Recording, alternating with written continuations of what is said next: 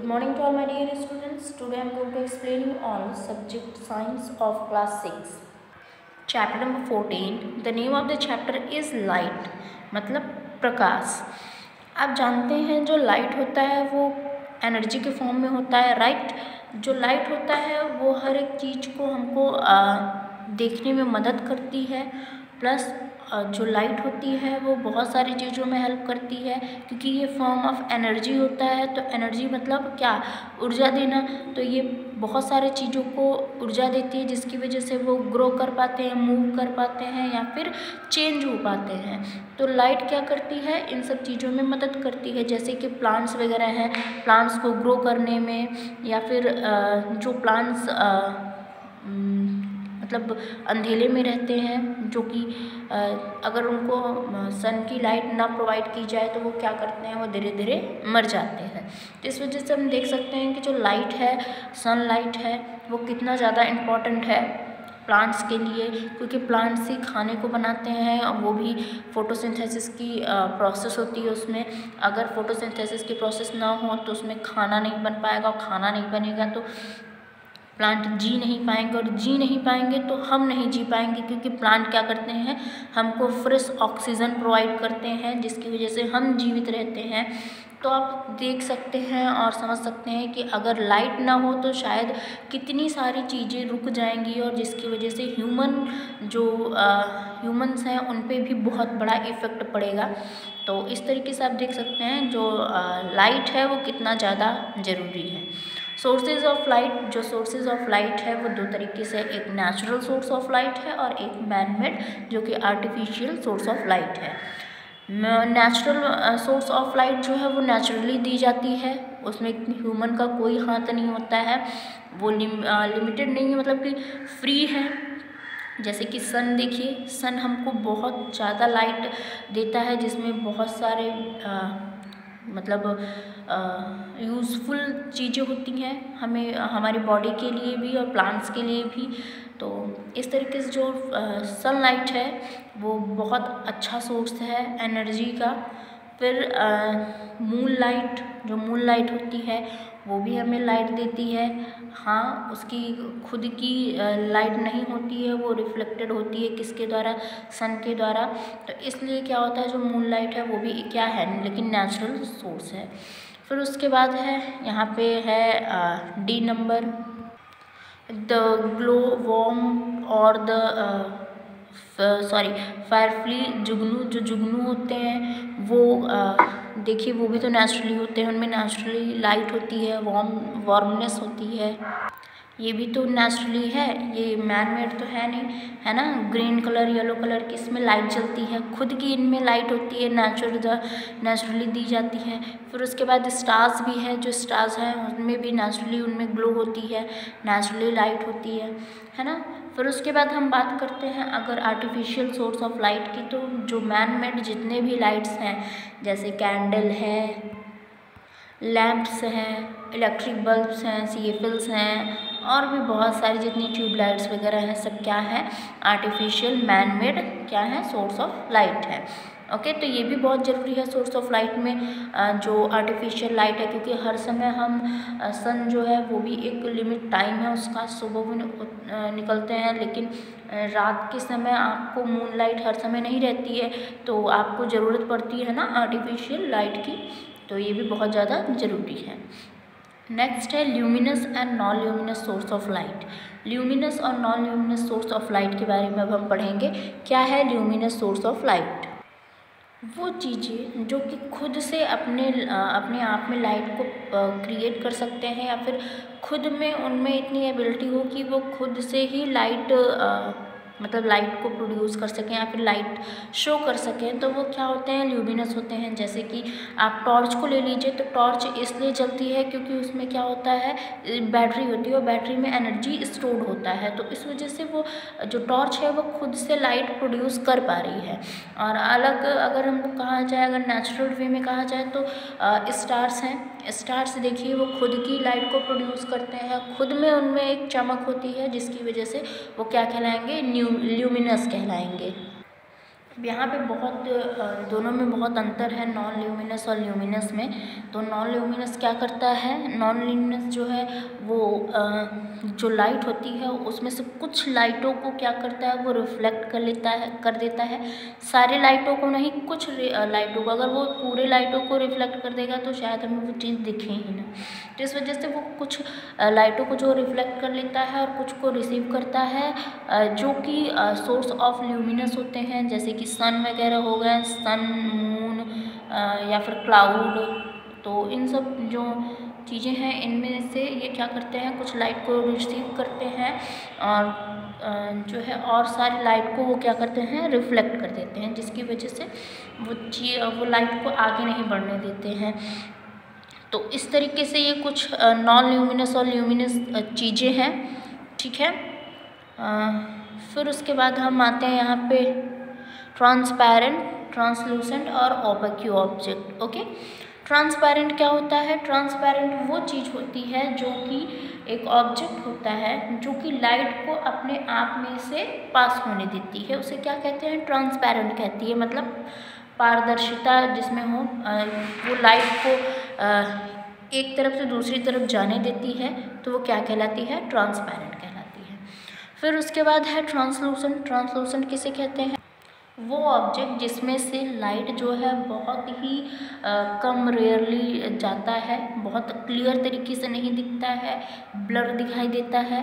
तो इस तरीके के जो ऑब्जेक्ट से लाइट पास होते हैं उसे क्या कहते हैं, उसे ट्रांसलूसेंट ऑब्जेक्ट कहते हैं। जैसे कि कुछ बटर पेपर वगैरह होते हैं, वैक्स पेपर होते हैं, इन सब में से अगर लाइट को पास किया जाए तो आपको बहुत हल्का दिखाई देता है।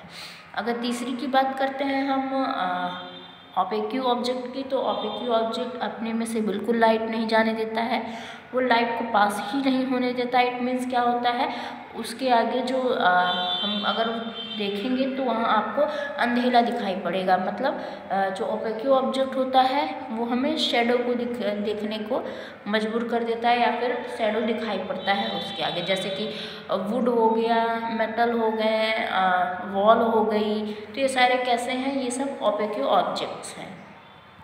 नेक्स्ट है यहाँ पे rectilinear propagation of light. Rectilinear propagation of light के बारे में हम पढ़ेंगे। यहाँ पे रे हैं और बीम्स हैं, तो सॉरी बीम है। रे कैसी होती है, आपको यहाँ पे देखिए प्रॉपर तरीके से दिखाई देगी रे क्या होती है। और फिर उसके बाद देखिए यहाँ बीम क्या होती है, पैरेलल बीम्स यहाँ दिखाई गई हैं, तो ये क्या है, बीम्स है। आफ्टर दैट जो बीम्स हैं उनको 3 तरीके में क्लासिफाइड किए गए हैं, पैरेलल बीम, कन्वर्जेंट बीम और डाइवर्जेंट बीम। तो जो पैरेलल बीम है वो क्या है, ये है पैरेलल बीम। बीम का ही ये पार्ट है पैरेलल बीम, जो कि एक साथ एक डायरेक्शन में किरणें जाती हैं। फिर उसके बाद है कन्वर्जेंट जो बीम होती है वो एक ही मतलब जो एक ऑब्जेक्ट होती है वो एक ही दिशाओं में जाती हैं, लेकिन एक पॉइंट में। फिर उसके बाद जो डाइवर्जेंट होते हैं वो कैसे होते हैं, एक पॉइंट से वो सभी दिशाओं में जो जाते हैं वो क्या है, डाइवर्जेंट है। ओके, फिर उसके बाद है light travels in a straight line. जो लाइट होती है वो स्ट्रेट लाइन में क्या करती है, ट्रेवल करती है। इस चीज़ को देखने के लिए देखिए यहाँ पे जो है ये एक देखिए यहाँ फिगर में एक एक्टिविटी ही शो की गई है, किस तरीके से जो लाइट है वो एक वे में ही जो मतलब ट्रैवल करती है। तो यहाँ पे दिखाया गया है, ये एक्टिविटी करके आप ज़रूर देखिएगा। यहाँ पे देखिए यहाँ पे होल किया गया है, यहाँ 3 बॉक्सेस कह लीजिए या कार्ड्स लगाए गए हैं और आखिर में एक कैंडल जलाया गया है। इधर से अगर आप देखेंगे, अगर इन जो आपने होल किए हैं इन होल को ऊपर नीचे आप करेंगे तो आपको ये कैंडल कभी नहीं दिखाई देगी। लेकिन अगर आप इसको स्ट्रेट एक बराबर में देखिए, स्ट्रेट है एकदम, स्ट्रेट लाइन में ही आप अगर इसमें होल करते हैं तो आपको स्ट्रेटली वो लाइट दिखेगी। तो इससे पता चलता है कि जो लाइट है वो स्ट्रेट लाइन में ट्रैवल करती है। ओके, तो इस तरीके से आप इसको देख के इसमें जो कंक्लूजन्स हैं या क्वेश्चंस हैं वो सारी चीज़ें आप में क्रिएट होंगी और आपको आंसर्स भी इस बुक में मिल जाएगा। फिर है यहाँ पे स्पीड ऑफ लाइट। लाइट की स्पीड क्या है, कैसी है, वो बताया गया है। जो बीम्स ऑफ लाइट है वो ट्रेवल करती है अबाउट 1,86,000 मील्स पर second, sorry miles per second, या फिर कह लिया जाए 3 लाख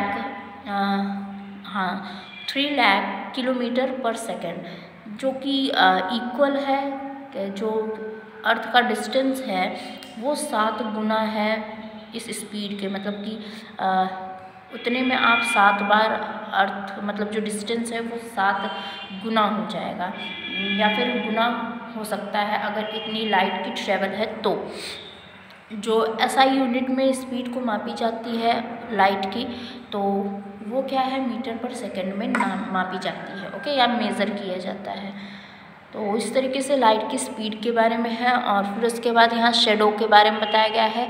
शेडो किस तरीके से क्या है, तो आप इसमें कह सकते हैं कि ये एक ओपेक्यू ऑब्जेक्ट है जो कि शेडो बनाती है, क्योंकि जो लाइट है वो लाइट जब चलती है एक अंधेरे रूम में, तो जो ऑब्जेक्ट्स हैं अगर वो ओपेक्यू हैं तो जस्ट उसके पीछे क्या बनेगा, शेडो बनेगा।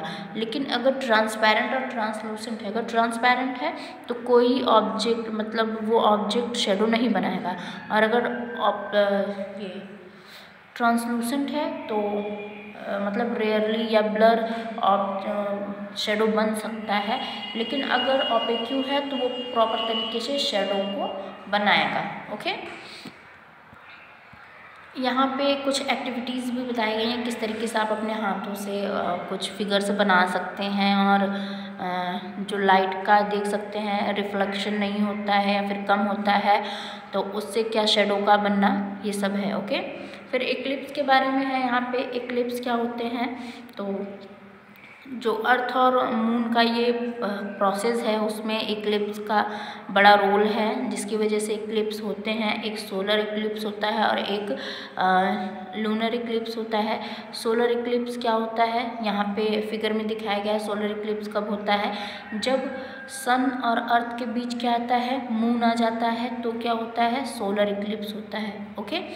एंड जब यहाँ पे देखिए दिखाया गया है, जब सन और मून के बीच अर्थ आ जाता है तो क्या होता है, लूनर इक्लिप्स होता है, ओके।